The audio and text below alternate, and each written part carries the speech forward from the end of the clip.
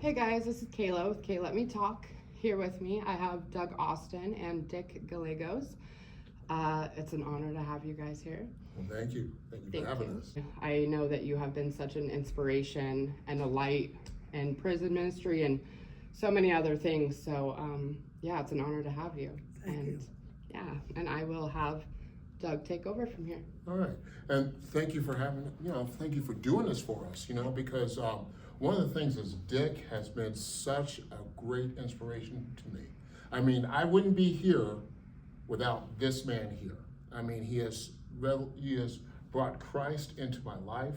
I love what he used to say is I bring church. He brought church into the prison. And I mean, he's just been, there are so many people that owe you gratitude. And there's a bunch of people that want to be here and talk with you too. All right. And I just want to let you know that, we are grateful. All the men in blue, you know what I mean by that, Yeah. are grateful for the contributions that you have done out there for the Idaho Department of Corrections. Now, with that said, we're just going to sit here and we're just going to talk. And one of the things I'd love you to tell us, how did you get into prison ministry? How did that all start? How I started it was I made, I grew up in Fort Collins, Colorado. From there I went to California. I met my wife there. I spent 20 years there. We had 6 children. I loved Colorado so much because of the snow and the few seasons. But I took and one day asked my wife if she would take and move out of Los Angeles. She finally agreed. I flew up here, found a house, and then I went back, sold my house down there, and then we put the kids in the car and we headed to Boise, Idaho. When I got here, things were looking real good as far as work goes. And so consequently, in that period of time, I had the inclination to take and go someplace, and that was what came up was the prison ministry. So I went out to the yard, and at that time they didn't have a chapel. And so we said the rosary on Sunday night in a classroom. Then after that, after a while, things got really slow here in Boise, work-wise and everything. So I had to cut everything, stop everything. In order to work, I had to go to Nevada and I did that for 2 years. After 2 years, when I got back, things started to pick up here in Boise. So I was able to start working, and I was able to buy a small construction company with a partner of mine. Oh, okay. Didn't know that. Yeah, I've done a lot of construction here in Boise. Yes, so consequently, everything started to pick back and went to normal. It was normal. Okay, and then when everything was normal, I decided to go back into the prison ministry. So I went back into the prison ministry, and when I first started, I wanted to go someplace. It was at the yard when I started. I wanted to go someplace where a lot of people really was intimidated by maximum security. So that's where I wanted to go. Oh, so you went to Max? So I went to Max. Okay.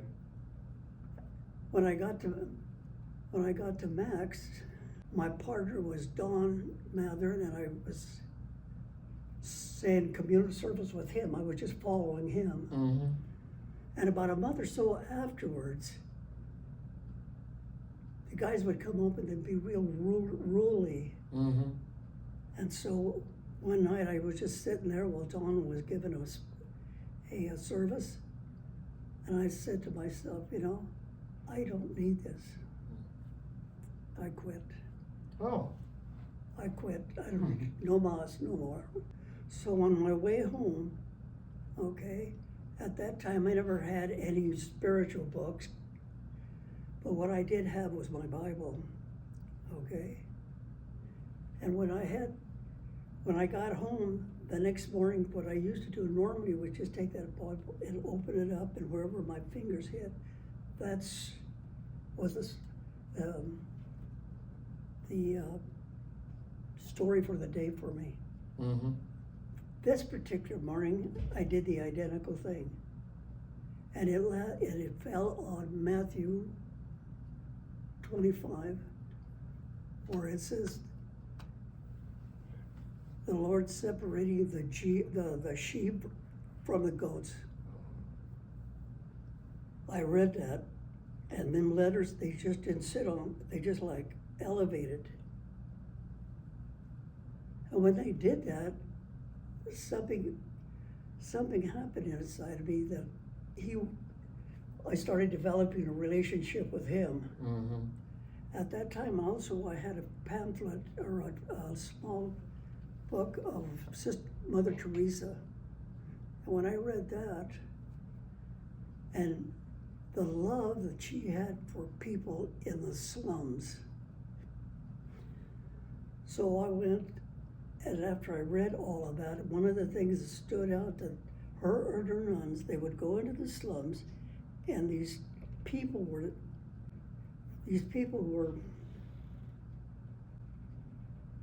so poor, some were so dilapidated, so she had such a love for everybody that when she looked into their face, all she could see was Jesus's face in these individuals. So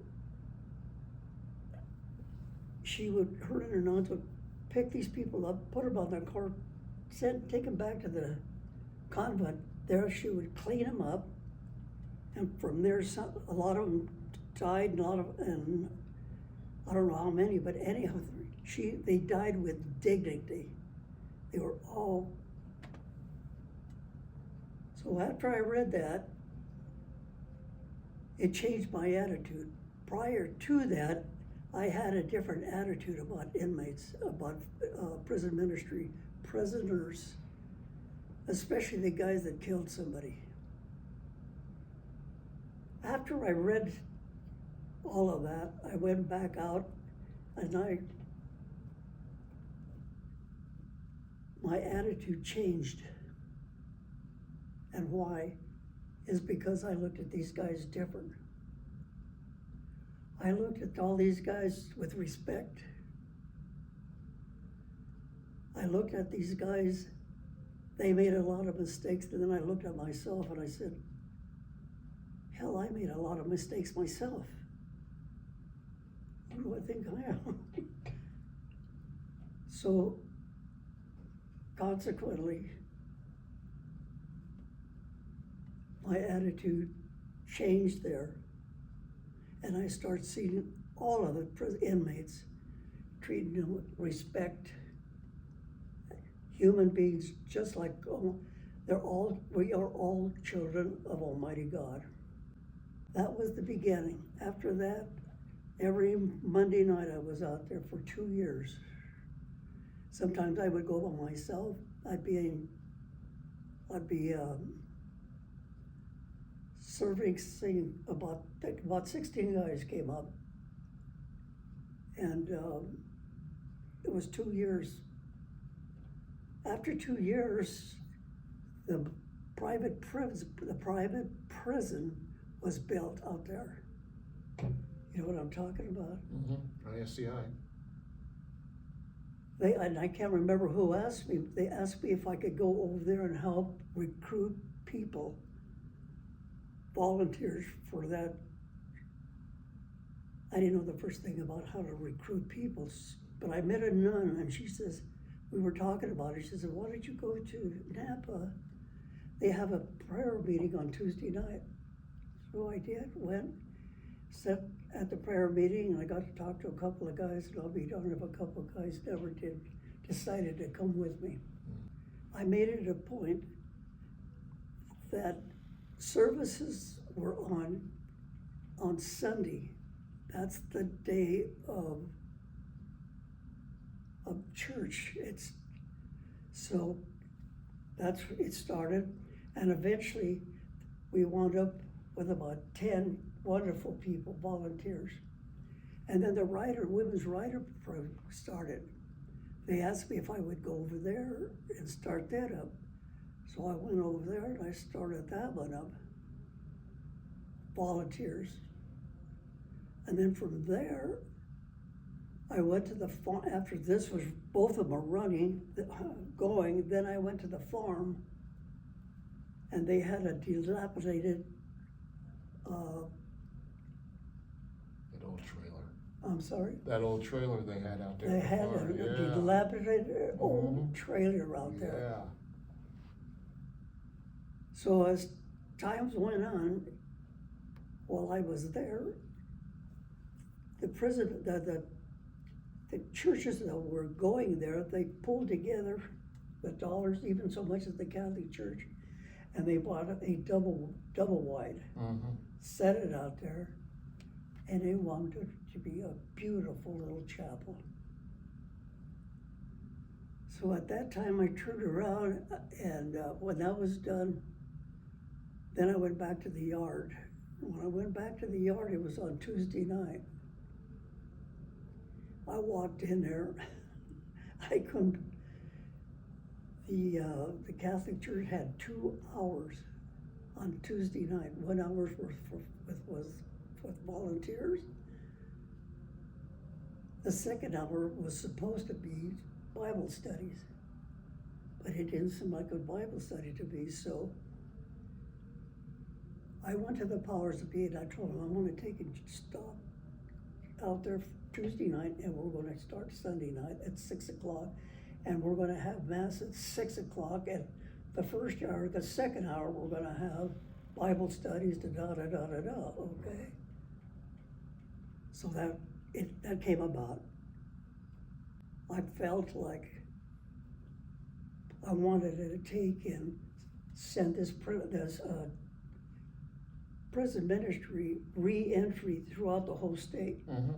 So I started traveling to every facilities, from Pocatello, women's prisons, to Cottonwood, Orofino, work release centers, juvenile centers, everything. So that is where the idea of the reentry program came? No. Or no, this is just you spreading the church throughout all the Department of Corrections, All the all the prisons? All the prisons. Oh, okay, all right. Because I remember that day where we were switched from Tuesday to Yes. Sunday. And one of the most awesome things, a good friend of ours and kind of my mentor also, along with you, Tim McGuire. Oh. And that was the first time, he said, for years, it's the first time he ever celebrated Easter Sunday. I remember him. Yeah. I remember him saying that. Yeah, it was the first time he ever, yeah. And that was so special to us. So every place that I went, Yeah. Mass church was on Sunday at 6 o'clock. That's what I started. Some places, they had already had their rhythm going, and I couldn't change it. So I just let it be. So visiting all of the facilities, my sweetheart daughter, she's the one that had graduated from college, and she helped me. We decided that I have 2 sons that are in business for themselves, and they have employees that work at home. So consequently, we were able to get a software from them to be able to take and utilize it for her and I. So that way we were able to communicate with the whole state of Idaho in every location. I'd wake up in the morning, and if there was emails, I would go through them, call her. She would get on the computer and I would take, and I would relay the message on what I wanted to get done, and she would just, and said it out loud. When we put this all together, right, we had well over 100 volunteers throughout the whole state in every facilities, communicate with Boise, the diocese here, okay? And then I got a hold of Dismas, okay? They are the one that gave us all the Bibles. The old Catholic blue books, you remember that? The prayer books, yes. Your prayer books. Yeah. And do you remember the picture that I gave of the Blessed Mother and the Sacred Heart of Jesus? Do you remember that one? Oh, yes, very well. I still have it. I probably printed off thousands of that one, and every time I went out to the yard, I just left it there on the benches so you guys could take what you wanted with it. So I had a real good relationship with Dismas back in Milwaukee. I flew back there and talked with them, and they were so excited about sending me stuff. So that's where all the material came for inside the penitentiary. So the question that you asked was, you know, the start of the education part here, and you talked about that. You know, I only knew a small part, and that was Catholic Inquiry, and then also starting the Bible studies out there and everything else. Yes. But you know, the involvement with Dismas, I forgot all about that. The little prayer book for inmates, Catholic prayer book for inmates. Yeah. I don't know how many they sent me, but I just had a ton of them. I just kept giving them out. Well, I remember they used to all sit there in that pew, that front pew, along with all those rosaries too. And that was amazing things you did, you know, collecting all those rosaries. And how to say the rosaries. Yeah. There was no excuse for you guys. You better get with it or else I'm gonna stop everything. Another thing that you did while I was out there, and by the way, thank you, because I don't know if you remember, you are my sponsor too. You're the one that sponsored me into the Catholic Church, remember? Yeah, that was a special moment for me, and yeah, you still slap me around, I know. But one thing you shared with me while I was in there, and you had this, and you were so proud of this manual, and it was the rescue manual. Remember that? Yes. Yeah. And that's where we started talking about the re-entry program. That's when we started. Yeah. That's when we started the re-entry. Well, it always had been in my back of my mind when I first started everything. The best way to have my goal was always to help the inmates on the inside when they came out, and with me it was. One of the best things was having inmates helping inmates, because they know how they thought. They know what they were going through. So if that was the case, then I went to Mike Gallegos, my dear friend, and I asked him, Mike, we need to do something to help these guys when they come out. Mike was president of a conference for St. Vincent de Paul. So so that's what there was, a beginning conference of the prison ministry with St. Vincent de Paul. It happened that now that these guys, when they came out, how do we keep in contact with them? Well, a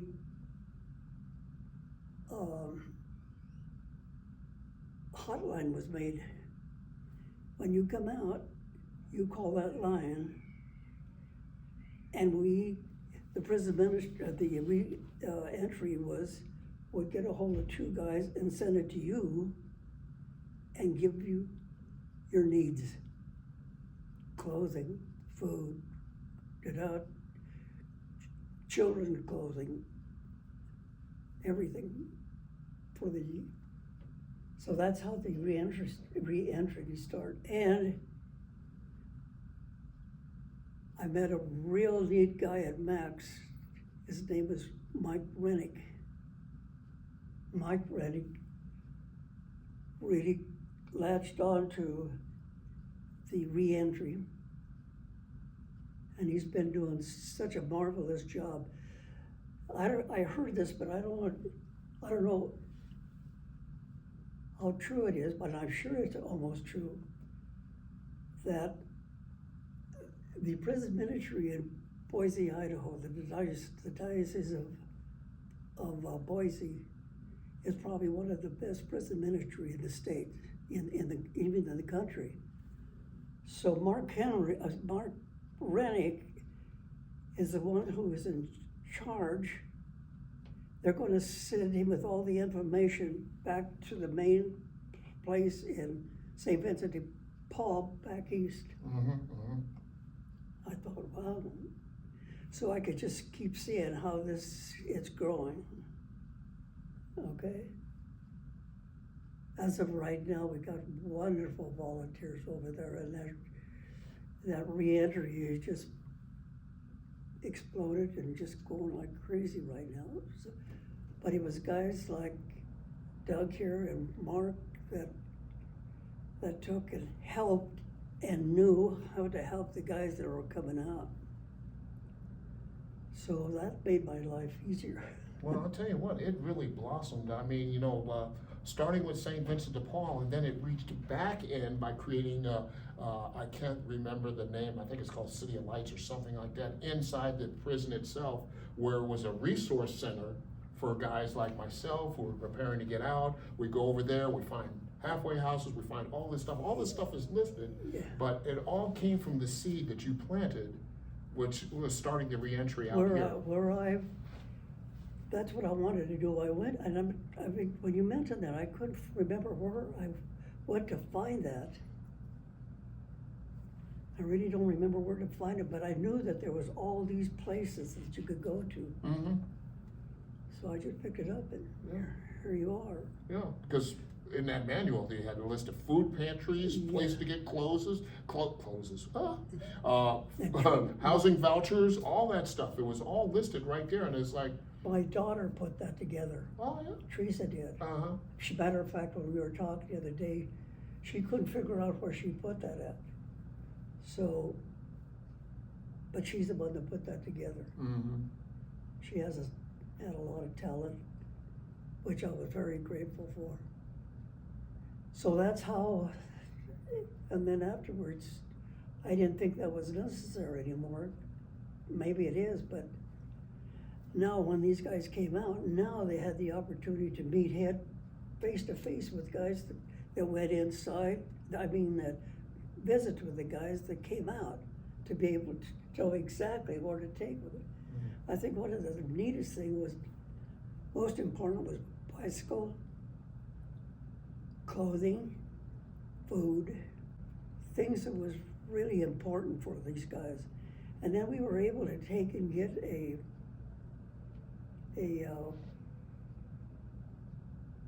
some people that would take and make accessories for shampoos for women, toothbrushes, hair, whatever. Nice little pouches. Are you talking about the hygiene bags? The hygiene packs. Yeah. Yeah. I forgot all about those. Yep. Yeah. We made them up, and then whenever there was a gal or somebody, especially the women, here it was. They could take it home, and there were all the little goodies to get them started with. Mm-hmm. Mm-hmm. So it was the little things like that took and helped these guys and the lady when they came out. One of the things I want to say that I really appreciated, and you know, because I don't know if it was a byproduct of what you guys did, but I'll tell you what, and it happens with every man who has been, and I'm going to say catechized or whatever, or educated in the Catholic faith in prison. And here's the wonderful thing about that, is that when we came out and we started attending church services, man, we knew everything that was happening. We knew every prayer, we knew every stand, sit, whatever, you know, as I call Catholics, calisthenics. But, you know, we knew exactly everything. And so what happens is that, I don't know if this would happen for me, I walked in, I remember coming into St. Mark's, my first mass, I was home. Yeah. I was comfortable, you Yes. know? It wasn't like I was looking for anyone. I knew that Right it was off. Jesus right there on the altar. I understood everything. Everything. Right.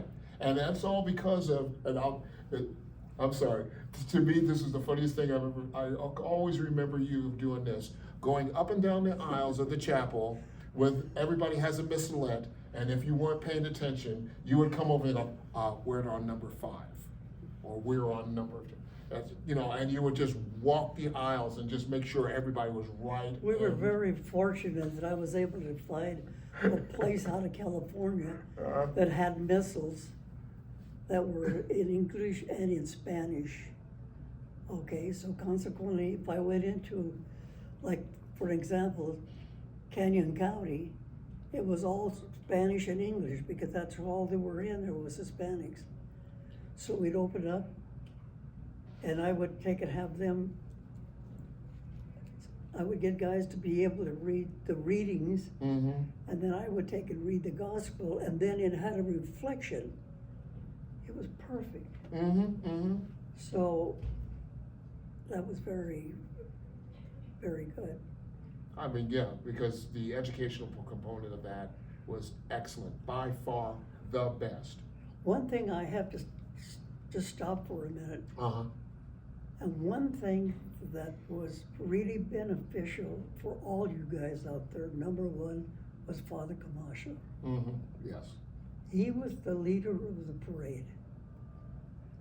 His masses, his homilies, da-da, da-da, da-da. Then come along Father O'Sullivan, Yes. da-dum, da-dum, da-dum, with authority from the church that was played on each and every one of you guys. And then lastly was my sweetheart, Sister Elena. Yes. Right now, she's about 100 years old, and she's just, I'd be surprised if one day I'm gonna get a call saying that she passed away. She's up in Godwin right now. But she was the sweetheart. She spent 34 years in Bogota, Bogota, Colombia. Colombia, Yep. at the time that Escobar was there. And she could tell stories of all. The Holy Spirit really had to be living with her to take care of her. The story well, anyhow, she was an angel. She was just my inspiration. Armed with galoshes and an accordion. That accordion, Of accordion. the Alves. The accordion she had was as big as her. It was that big. You had to pull it out of the box for her. She was, so anyhow, that was a very inspiration, all three of them. Yes, Okay, yes. so, you know, I did a lot kind of directly, but it was them that did a lot of this.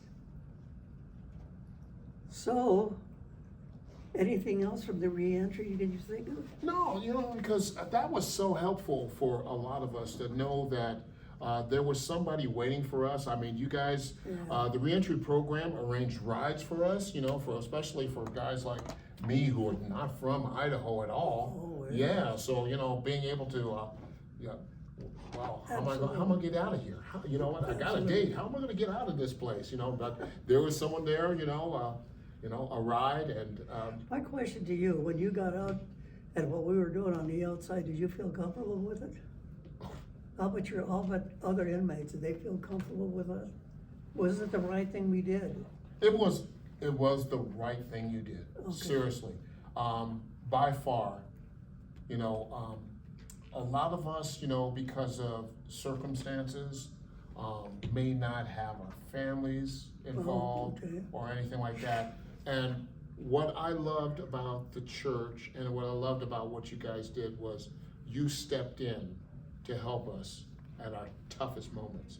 And, you know, you would think that, oh, you got a date, you're ready to go home, blah, blah, blah. That's the biggest moment of your life, that's the brightest moment of your life, but then also becomes with all kinds of uncertainty. Yes. And then you have this friendly face that comes and picks you up. Then all you gotta do is make a phone call, and you got 2 other people coming by, and and working with you and working through stuff. I was blessed with Jorge. Jorge took me around, got my social security, got Yeah. all that stuff done for me, and didn't ask a thing. Yeah. Didn't ask a thing. It was just, straight out of love.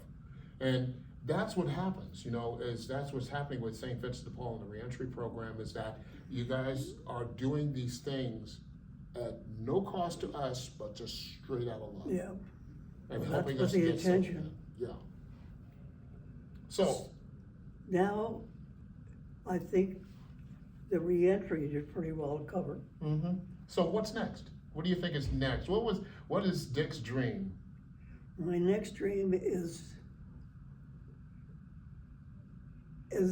the church that we're building, The church, you mean the house? the house. The house we're building. I keep forgetting the name of it. Holy Family. Holy Family House. That is the next thing on the agenda. And when I look at it,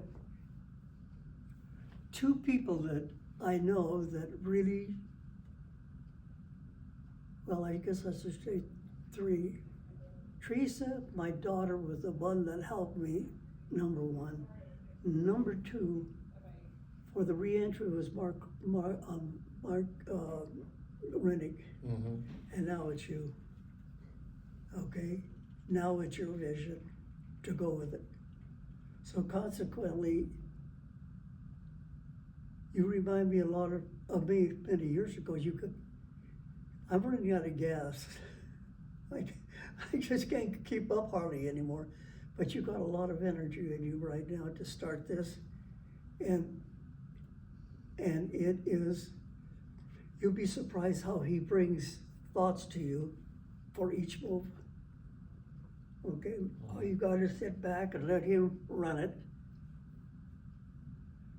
And it just automatically comes out with the ideas how to continue one day at a time. So that's the next move, to be able to, you guys on the inside, when they have wives on the outside, if you can get them 2 together, and them 2 have children,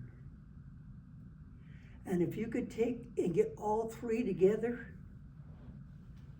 and make a happy home for them, that's the ultimate. A church that they go to, people who love them.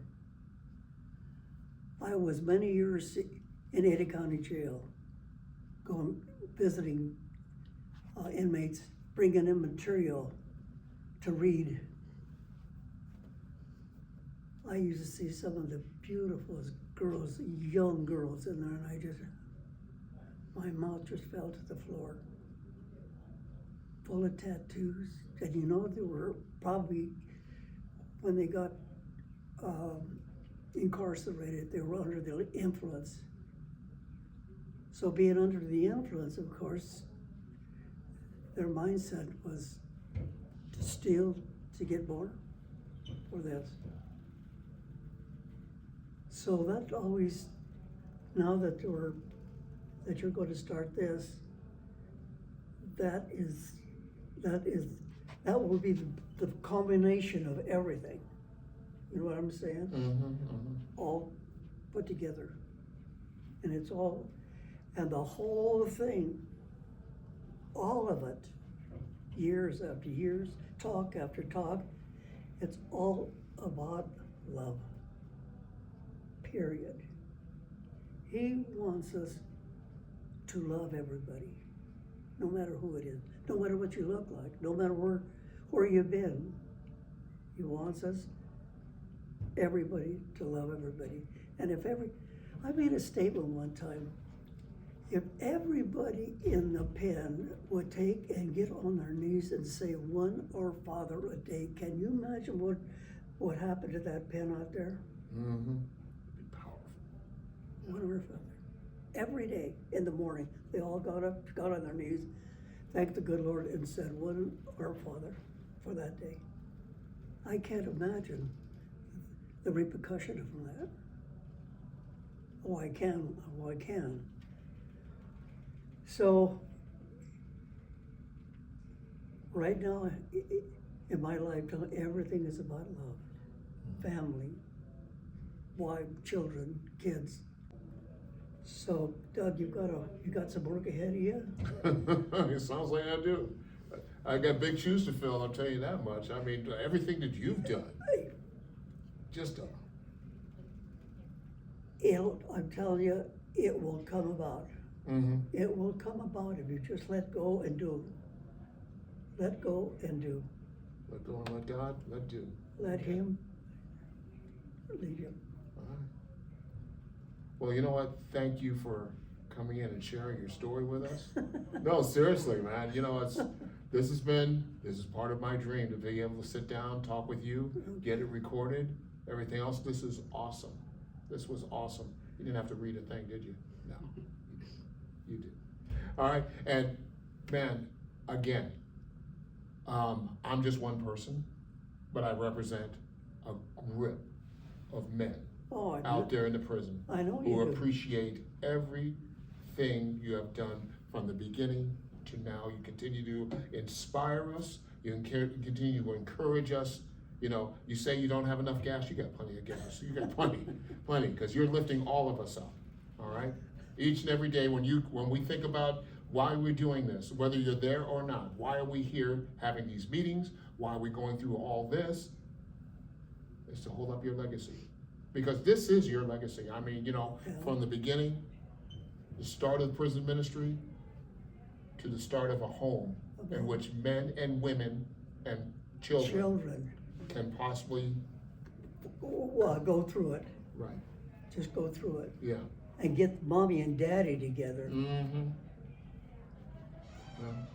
I think it'll work. Okay. Well, thank you again, and I appreciate everything you've done, man. Come on. It's always a pleasure. You know that, Doug.